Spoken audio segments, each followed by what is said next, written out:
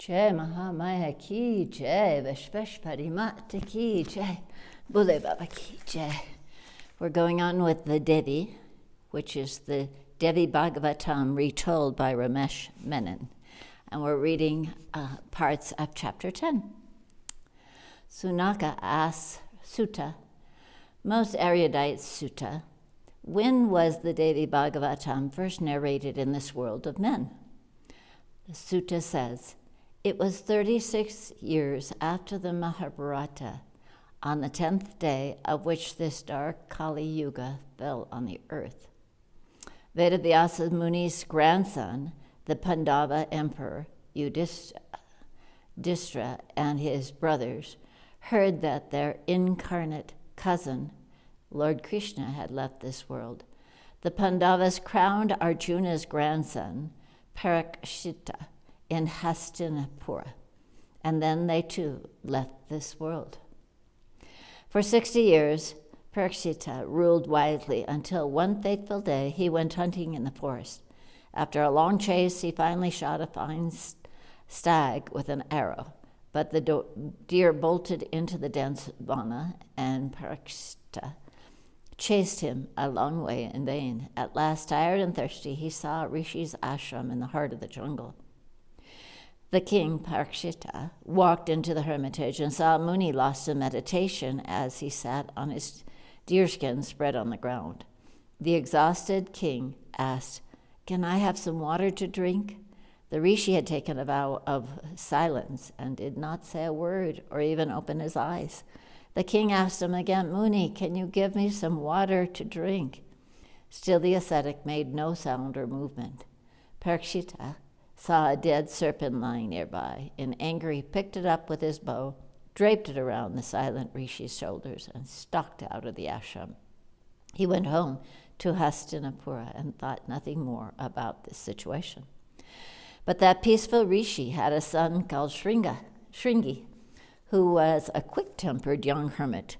Some friends told Shringi that someone had draped a dead snake around the father's neck as he sat in samadhi. Shringi's eyes blazed. Trembling with rage, he took up holy water in his palm and breathed a curse. Let that man who did this vile thing be bitten by the serpent Taksaka and die a week from today. Another Muni who heard him knew by sacred intuition that Shringi had cursed Parikshita. He went to the king the same day and told him what happened. The king was dismayed, but he was determined not to yield unresisting to the curse. He ordered a lofty tower 7 stories tall to be erected overnight. Parikshita stationed his finest warriors to guard the entrances to the tower. He also gathered mystics around him, men who knew the occult powers of gemstones, mantras, and the healing herbs, and he ensconced himself on the 7th story of the tower. He then sent a Muni called Gurumukha to Shringi to beg him to withdraw the curse. Day and night, the Brahmins around the king chanted powerful mantras to keep the serpent king Takshaka away. Great war elephants encircled the tower so that no one could get within 1,000 yards of it. Why, they said that not even the air could find its way into this tower. The king sat within, counting the days the very moment. With great composure, he conducted the affairs of state from his tower. It so happened that at this time, a Brahmin called Kashyapa heard about the curse. This Kashyapa had many powerful cities, and he decided that if he saved the king's life, the king would reward him well. Kashyapa set out for Hastinapura. It was the 6th day of the week that the king had been given to live. Takshaka himself assumed the guise of an old Brahmana and accosted Kashyapa on the road to Hastinapura. The serpent said, "Whence is such haste, Brahman? You will tire yourself out if you run like this." Kashyapa replied, "The king of Hastinapura has been cursed. Takshaka will sting him tomorrow, and he will die. But I know the mantra that can quell even Takshaka's venom, and I mean to save the king's life. Takshaka gave a death-rattling laugh. His eyes flashed green, and the shadow of an immense hood glimmered over the elderly Brahmana's face. The Naga hissed, "Friend Brahmana, I am Takshaka. Do you think you can save the king's life if I sting him?" Kashyapa was proud of his powers and said smugly, "Indeed, I shall. There is no venom in creation that I cannot cure with my mantra." "Prove it to me, Brahmana. I will sting that banyan tree. Let me see if you can make it live again." "I will easily," said Kashyapa. In a trice, Takshaka became an awesome serpent, and darting at the banyan tree, he fastened fangs like sharpened pillars in its bark. In less time than it takes to tell, the tree subsided with a sigh, burnt to ashes by the serpent's venom. Kashyapa gathered those ashes and, setting them before him, said, "Watch me now, O greatest among serpents." He drew a palmful of water from the nearby stream and murmured his mantra of power over it. Then he sprinkled that water over the mound of ashes. There was a flash of light, and lo, the banyan tree stood green and alive as before, reaching for the sun with its branches. Takshaka was shaken. He said to Kashyapa, "Most magnificent of Munis, tell me why you mean to save the king's life." The Muni said, "If I give back life, his life, Prakshita, will reward me." Takshaka promised, "I will give you any wealth you want if you promise not to go to Hastinapura." Kashyapa fell to thinking, "If I accept the serpent's offer, the king will die, and I will gain no punyam from saving his life. Moreover, my fame shall not be known in the world. If I save the king's life, all his people will rejoice. That is the nobler way."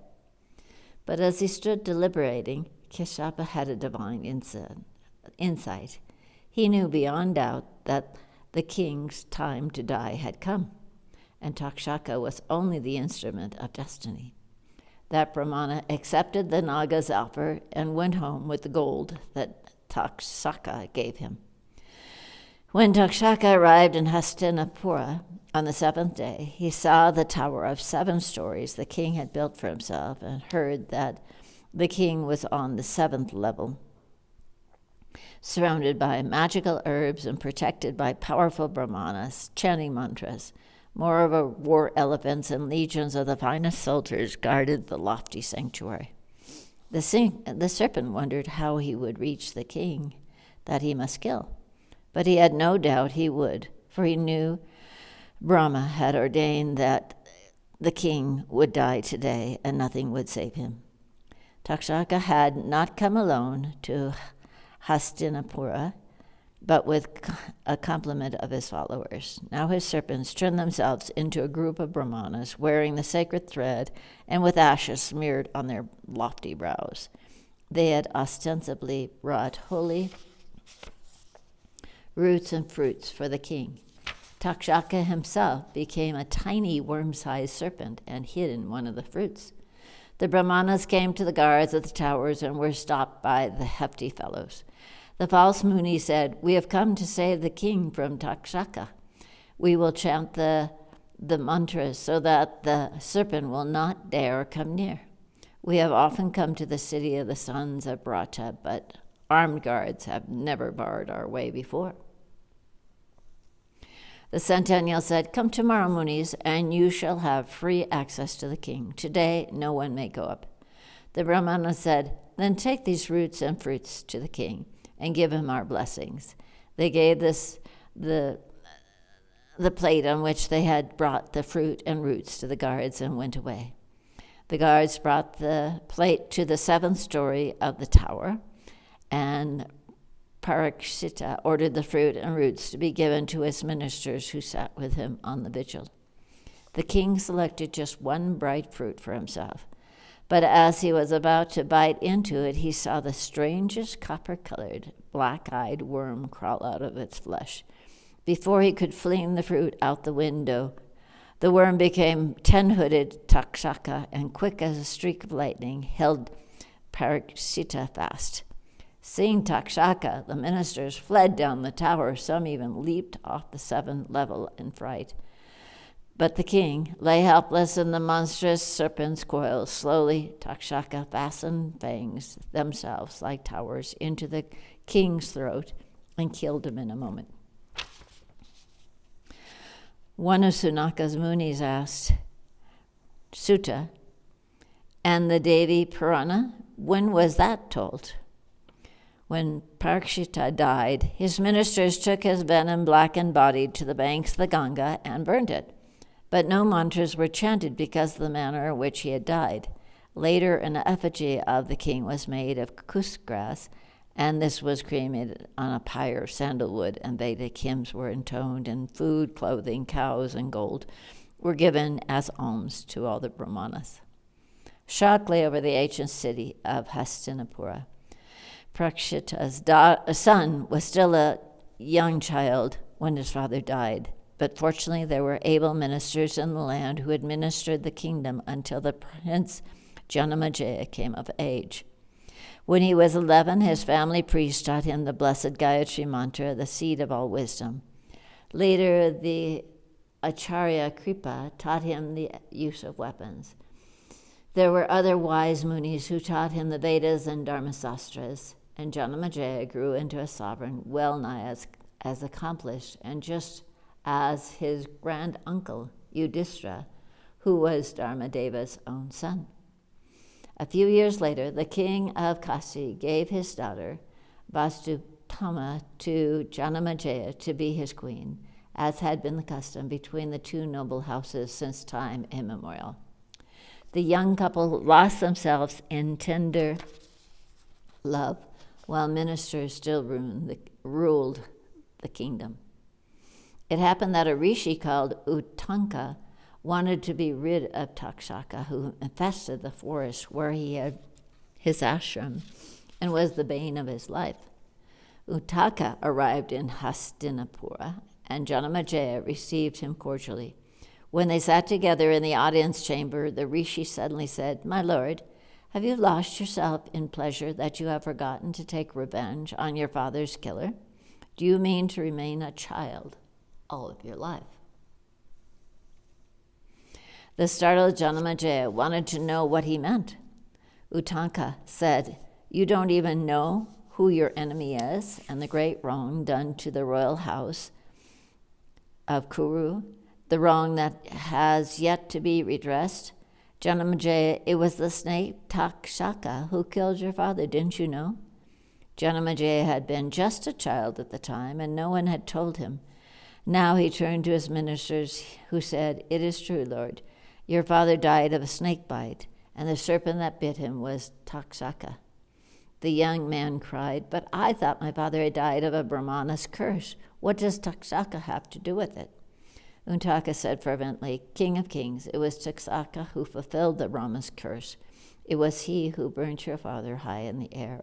Haven't you heard that Parikshita's body was so charred with venom that the proper rituals could not be performed for him? Surely your father's spirit cannot be free, but wanders between heaven and earth in torment."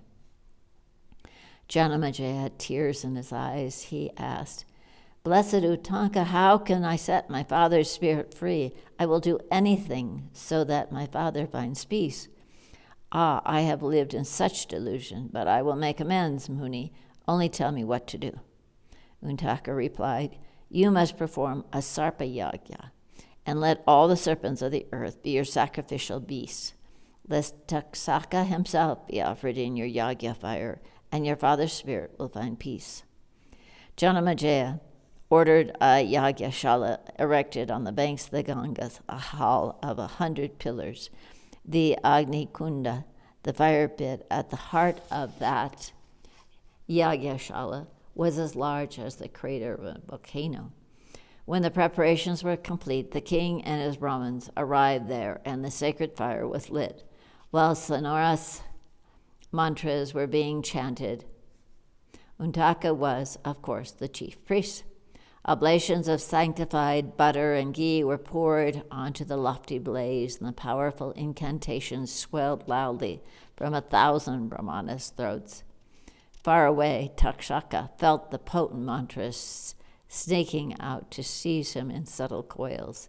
He fled in terror to Indra and cried, "Lord, the Devas, save my life." Indra saw how the great Naga was trembling. The Deva made Takshaka sit on his own throne and said gently, "Have no fear." But Uttaka's mantras reach also into Amravati, where Indra rules, and sought to seize Takshaka and draw him into Janamajaya's sacrificial fire. Takshaka fled to the only person left who might save his life. The serpent flew to the feet of Astika, the son of the Muni Jaradkaru. The youth Astika arrived in Janamajaya's Sarpa Yagya and eulogized the Kuru king in exquisite verse. Moved both by the praise and that boy's beauty, Janamajaya said, "Tell me what you have come for, and it shall be yours. Whatever it is you want, if it is in my power, you shall have it." Astika stood radiant before the king and said, "Then stop this yagya." Janamajaya could hardly believe his ears, but Astika said again, "What I want is you to stop this Sarpa yagya." Janamajaya had no choice but to call off the sacrifice, and he sat stricken in the yagya shala of 100 pillars that he had erected on the banks of the Ganga. It was there to console that monarch who grieved for his father's unappeased spirit that Vedavyasa's disciple, Vaisampayana, related the profound Mahabharata in full.